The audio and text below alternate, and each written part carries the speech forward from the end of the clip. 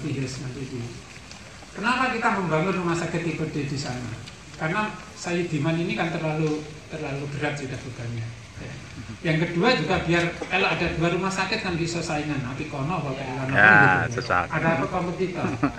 Ya, ada kompetitornya. Jadi ada kompetitornya nanti akan bersaing. Demikian juga kalau kita lihat bakul soto ini siji monopoli gitu ya. Begitu ada bakul soto loro, podo enake berlomba-lomba untuk meningkatkan layanannya. Itu cara berpikir kita sederhana aja. Kudus untuk terbuka saja, ya terbuka, sampaikan apa adanya, nggak usah ada yang ditutup-tutupi. Ya. Itulah cara menangani sebuah pandemi. Ya, kita tidak boleh berjalan sendiri-sendiri, harus bersatu padu. Ya. Sampai saat ini kita yang terpapar ada sampai kemarin ada 983 dan yang meninggal 50 ya, kita. Nah, saat ini kalau kita urutan jumlah kita pada posisi ya, nomor 30 ya, di antara 38 kabupaten kota di seluruh Jawa Timur, dan yang sembuh ada 823. Nanti secara teknis kalau ada pertanyaan nanti kita ada teman-teman yang lebih teknis bisa menjawab. Tapi perlu saya sampaikan begini, seringkali kita mendegradasi kebaikan-kebaikan yang dilakukan oleh pemerintah Indonesia. Maaf, sekali lagi maaf ya. Membuat masyarakat tidak boleh perayaan tahun baru kok pemerintah layangan sendiri. Begini pertimbangannya ya. Begini pertimbangannya. Satu, wayangan itu nggak pernah ada ribut karena wayang, gitu ya. Yang kedua itu budaya Indonesia yang diakui ke dunia. Kemudian yang ketiga, kalau di pendopo itu kan terkontrol protokol kesehatan, nggak ada yang lihat. Di situ nggak ada yang lihat, saya aja nggak lihat. Saya lihat dari virtual. Maksud kita, ya tim ini adalah ketika kita melarang orang untuk beraktivitas ya pemerintah berkewajiban lakukan menenangnya ning omah ngopo gitu, ya. Ada sesuatu gitu ya. Ada hal yang bisa diambil dari situ adalah satu. Ketika kita di tengah pandemi itu, bagaimana kita hidup di tatanan baru di bidang kesenian, gitu ya. Ternyata peluangnya ada. Ya, saya pantau itu yang lihat itu mulai dari Korea, kemudian dari Hong Kong. Karena yang menyiarkan tidak hanya satu channel, tapi begitu banyak channel. Gitu. Inilah cara-cara berpikir kita, ya, cara berpikir kita supaya kita visinya sama, memahami hal yang sama. Kemudian saya dengan Bu Nani dan teman-teman untuk mencoba membangun masukan ini dengan upaya-upaya di tengah pandemi ini. Jangan sampai kemudian pandemi ini kita menjadi tidak produktif, ya, menjadi kemudian berlalu begitu saja. Oleh sebab itu kita harus tetap optimis. Tahun-tahun yang lalu apa yang kita lakukan penjenengan semua bisa jangan saya yang menilai, gitu ya, penjenengan yang coba lihat kalau misalkan ada yang kurang.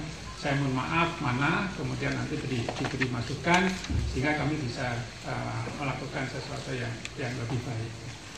Kami akan mencoba terbuka, ya, menjadi terbuka. Kemudian apa yang kemudian akan kita lakukan tahun yang akan datang? Kita tetap ya menerapkan COVID ini, ya, memerangi COVID ini yang utama. Tetapi penanganan COVID itu tidak boleh mengabaikan sektor-sektor ekonomi. Ya, tetap kalau istilahnya Pak Jokowi itu kita harus pandai mengerem dan gas.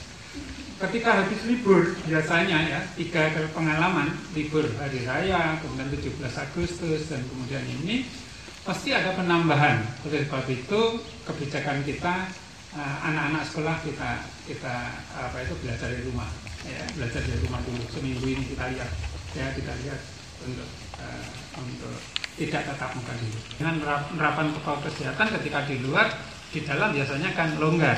Ya, masa kita di rumah pakai masker, masa kita di rumah pakai ini. Tetapi dalam kondisi demikian tidak ada salahnya. Ya, tidak ada salahnya. Jadi ini yang harus dilakukan. Tetap melanjutkan revitalisasi pasar baru hanya programnya mundur ya. Rencananya kita harus selesai tahun 2021, tetapi karena COVID anggaran terkonsentrasi di ini ya terpaksa multi years ya. Nanti mudah-mudahan tahun ini yang jelas kita lanjutkan, kemudian nanti mudah-mudahan tahun 2022 sudah selesai semuanya yang menata. Pintunya bisa nanti dari selatan dan sampai utara, jadi nanti bisa masuk dari utara juga bisa masuk keluar dari selatan, tapi terpadu ya, terpadu. Di tengah sana nanti ada namanya pusat literasi. Pusat literasi ini bantuan dari Pustaka Nasional. Konsep saya begini, saya pernah baca buku namanya Para Priai, karangannya Profesor Umar Khayyam. Itu ceritanya begini, Profesor Umar Khayyam itu seorang guru besar dari Universitas Gadjah Mada. Kemudian beliau itu diberi beasiswa Rockefeller Foundation kalau tidak salah dari Amerika. Suruh ke Amerika dibiayai setahun, sudah terserah kamu mau ngapain di sini, terserah, tapi tak biayai. Dolan-dolan ya nggak popo, nulis ya nggak popo, karena dia seorang ilmuwan otomatis nulis. Nulis buku yang namanya yang diberi judul Para Priai. Itu adalah roman sosiologis kalau istilahnya di dalam resensi. Berkembang menjadi wisata kesehatan misalkan. Kalau mau check up rumah Magetan aja nanti sambil jalan-jalan. Kalau rumah sakit tadi jadi bagus, bisa gitu. Taman Arum Rembian, Takran Matigondo, Rembian Kali Bening dan seterusnya ya, banyak ya, banyak rehab jalan maupun drainase ya, drainase. Kemudian rehabilitasi jaringan irigasi ya, kemudian jaringan listrik desa, penambahan fasilitas event seni budaya dengan lewat online dan seterusnya. Kemudian perlindungan sosial, penanggulangan kemiskinan ya, seperti Bunda Kasih, rumah tidak layak huni. Kita nanti tahun 2021 ada 482 unit. Kita lihat ya itu. Ya, dua terus loh itu. Nggak pernah berhenti. Kenapa gitu ya? Rahasianya tahu nggak? Air. Ya air, karena airnya di situ ada selokan. Di sebelahnya itu selokan. Jadi kuncinya ternyata jambu jeruk pamelo itu bisa produksi lebih dari 1 kali di tahun kalau ada air. Ya. Jadi air. Pertama tidak kuning-kuning ya, busuk gitu, jatuh gitu. Kenapa ini? Oh ternyata lalat buah. Sekarang saya pasangi botol-botol itu, jambunya nanti boleh metik di situ. Ya, itu. Ya, itu ada saya pasangi botol lalat buah sehingga bisa terselamatkan. Ya, terselamatkan. Ya, saya belajar dari YouTube aja. Lihat di YouTube itu terus saya praktekkan betul. Ya, betul. Sekarang bisa nggak busuk, ya, nggak busuk. Itu banyak itu nanti kan botol untuk alat buahnya kan banyak. Contoh bahwa ternyata bisa gitu ya. Ini contoh aja ya, contoh. Ini penjenengan duduk di sini, samping jenengan kan bunga ini. Lihat ya jenengan Mas. Itu kan tawon ini, tawon, jangan dipegang ini kentut. Nah, tawon ini. Dan ini bunga Yolanda itu tawon setiap pagi penjenengan kalian. Terus saya pasangi glodok itu glodok. Itu bunga asli nggak ada gulanya. Ya, karena apa? Sumber makanannya kita sediakan di sini. Kita tanami itu kalau jenengan pagi tadi ke sini, ya itu penuh dengan ribuan tawon. Jadi jenengan di samping wartawan saya anjurkan nanam bunga di sini terus nanam glodokan. Beli 10 gitu aja, 10 glodok udahlah. Mungkin jenengan nggak bisa jadi wartawan, ternak madu. Ya, ya. Saya baca gitu, saya lihat di YouTube gitu. Siapa ya yang upload itu ya, teman media saya lupa. Siapa ya? Nah, saya mengadakan penghijauan di Trasono Barang. Ini dan dia. Iya. Terus kemudian wah ini yang nanam Pak Bupati itu, ini mati gitu ya. Ya aduh. gitu ya. Jadi memang di sana itu saya sebetulnya jujur aja sebetulnya. Prediksi saya dulu tumbuh 5% itu udah senang saya. Iya. Ya, tumbuh 5% aja senang saya sebenarnya. Ini jujur saya mau sampaikan. Karena saya nanam pohon beringin 1.500, kalau 5% berapa? Ya kan 50 pohon lebih kan gitu. Kan sudah biasa, coba bayangkan 50 pohon beringin ya. 15 tahun ke depan kayak apa. Tapi kemudian saya enggangi sekarang 3 bulan sekali saya mesti lihat gitu ya, sendiri gitu ke sana, saya lihat sambil bawa arit gitu ya. Matur Mas. Jadi 95% itu gitu. Ya, 90% 5 itu. Karena kita pupuk, kita rawat. Dan karena sering kita lihat itulah kemudian masyarakat sana ikut menjaga. Ya, enggak ditebangi, tapi ikut jaga. Saya terima kasih kepada masyarakat terhadap yang telah. Hanya kesalahannya satu, begini. Setelah saya ke sana, pohon jambu sudah tinggi saat ini ya, sudah saya saat ini. Saya tanya, ini jambu apa? Ternyata jambu enak. Ya, Pak, ini jambu enak Pak. Setelah saya renungkan di rumah, keliru saya nanam jambu enak di sana.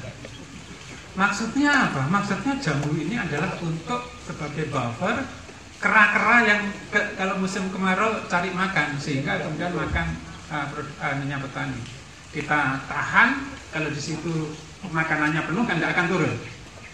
Tapi kalau jambu enak, kan kalau keranya kalah sama manusia. Ya. Ternyata dari situ kemudian saya belajar, gitu ya. Oh salah saya ternyata. Jadi kita tanami jambu enak, ya maaf Mbak Ana dulu.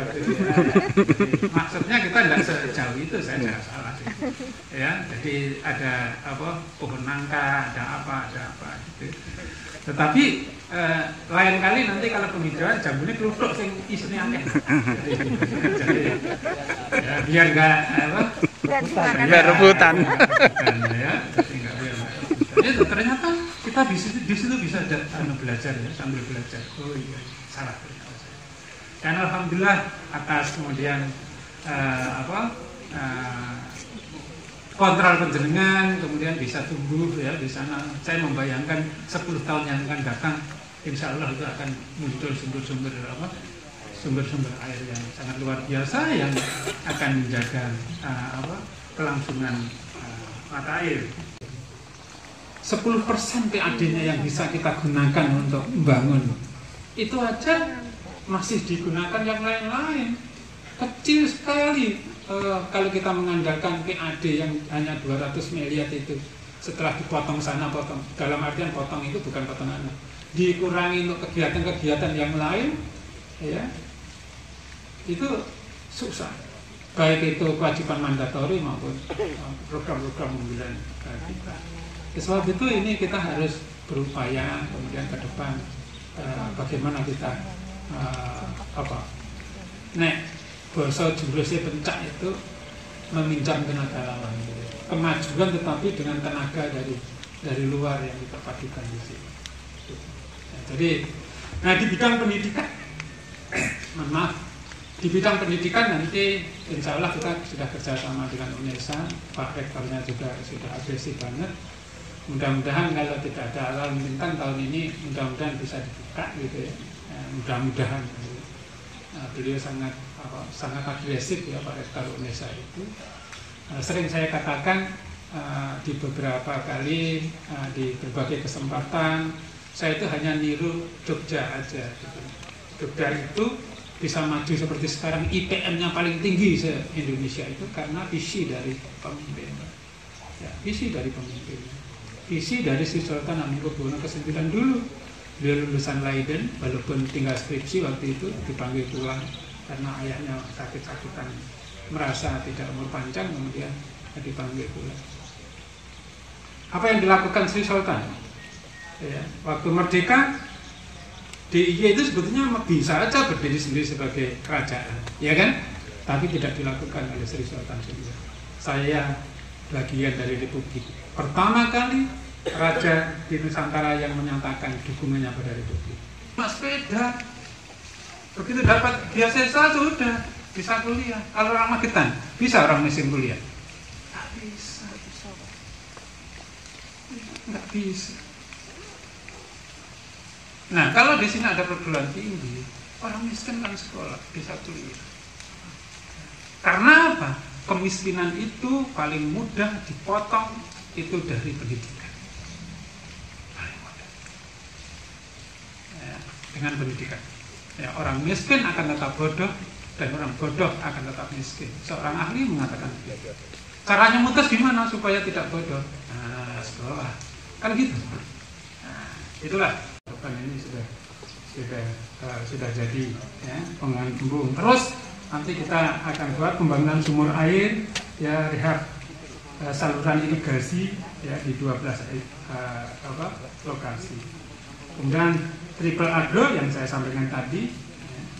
Kemudian jaminan layanan kesehatan, pembangunan rumah sakit tipe D. Nanti kita akan masih tahun ini penyusunan master plan AMDA sama Andalin.